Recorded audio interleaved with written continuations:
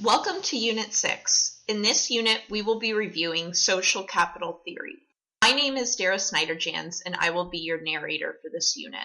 In this unit, I will use seminal research to define the basics of this theory, describe specific assumptions of the theory, discuss some of the criticisms and critiques of this theory, and then discuss applied research.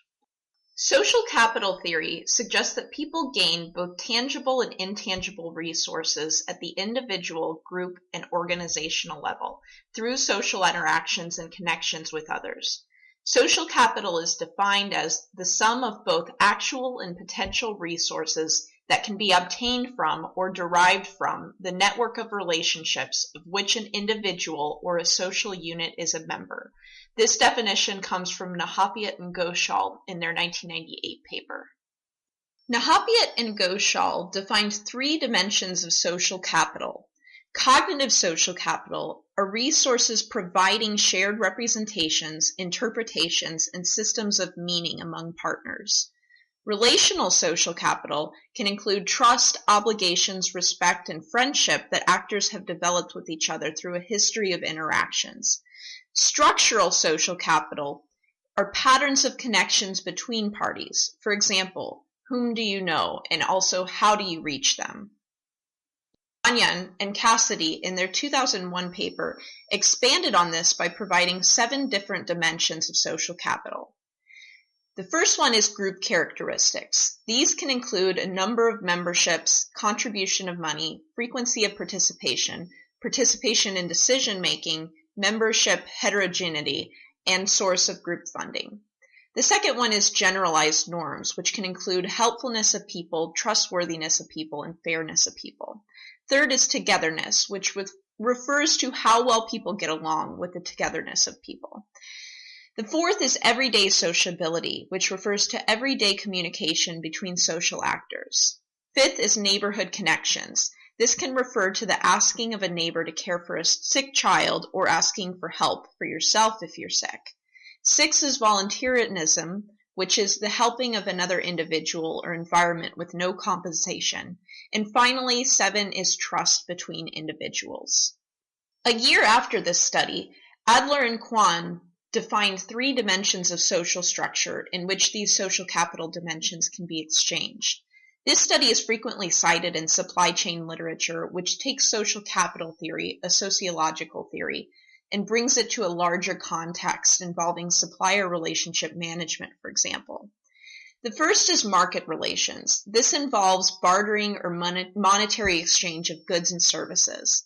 The second is hierarchical relationships, which refers to the exchanging of material and security for obedience to authority.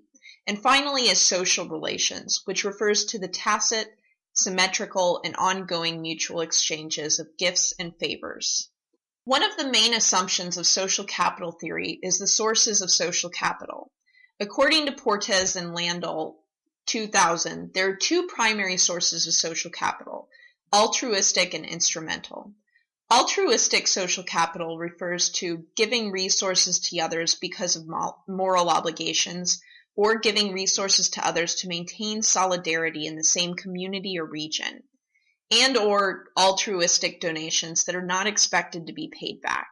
In supply chain research, we are primarily interested in the other source, instrumental.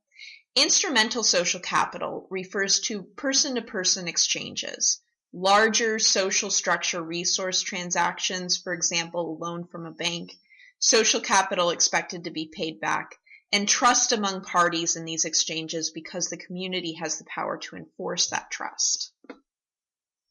Another assumption has to do with the negative consequences of social capital. Various studies, including Portes and Landau, 1996, Portes and Sensenbrenner, 1993, Ritchie and Gill, 2007, Inkpen and Sang, 2005, Uzi, 1997, and Hansen, 2002, have defined some of these negative consequences, which include exclusion of outsiders, excess demands on group members, restrictions of individual freedoms, downward leveling norms, for example, blocking members from minority groups from upward mobility.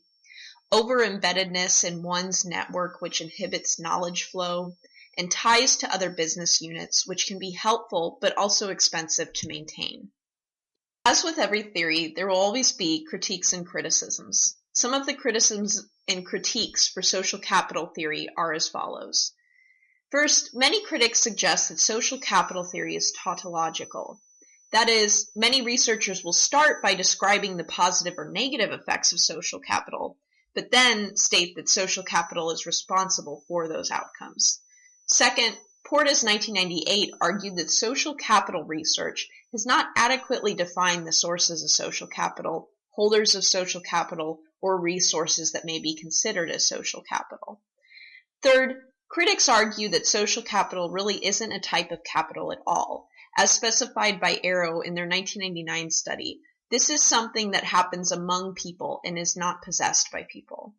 Finally, previous research, including Marafi 1994 and Marlino 1995, suggests measures of social capital are often oversimplified and misleading. Now, let's briefly discuss some of the seminal papers in social capital theory. Adler and Kwan 2002 and Coleman 1988 are seminal works in social capital theory and are often cited in supply chain management research. Belena et al. 2011 shows the positive side of social capital, but when taken to the extreme can have a negative impact on a buyer's ability to be objective and increase suppliers' opportunistic behaviors.